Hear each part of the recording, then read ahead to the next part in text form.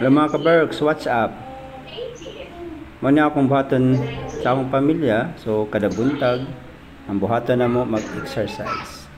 So kinahanglan natin mag-exercise mga ka-Berks. Buhaton mo kung sa hinungdan. Nagkaedad na. At the same time, ang mga bata, healthy po sila.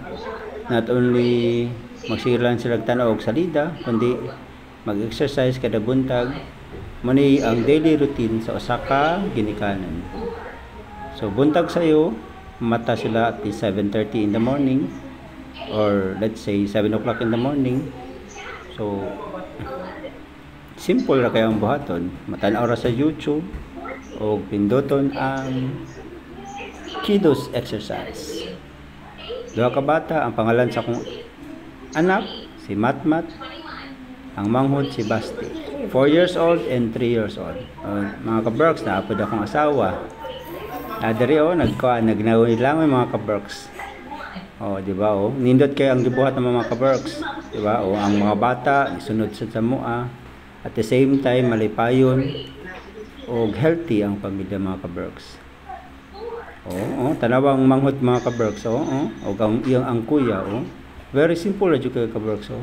Diba kaysa magsigag cellphone, wala mabuhat, kundi tudloan po ni mga bata mga ka-Berks na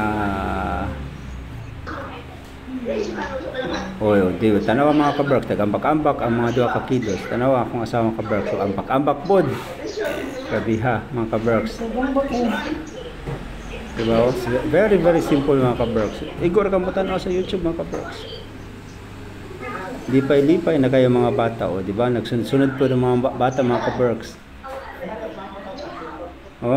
Jumping jack na po mga ka-Berks, di ba? Sayon na kayo, na ang bata po nag-ambak-ambak po daw.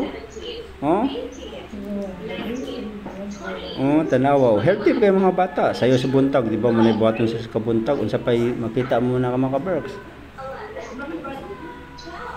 Tanawa, nagkuhan na po, magtihaya. Mura nagkuhan. Nagligid-ligid na mga ka-Berks, nagligid-ligid na sa kuhan. Nagligid-ligid na sa sound. Simple na dyan kayo. Mura dyan ibuhatan siya. Hindi mo dyan kayo lisod siya kayo mga ka-Berks. Tanawa. Diha na lang ko to.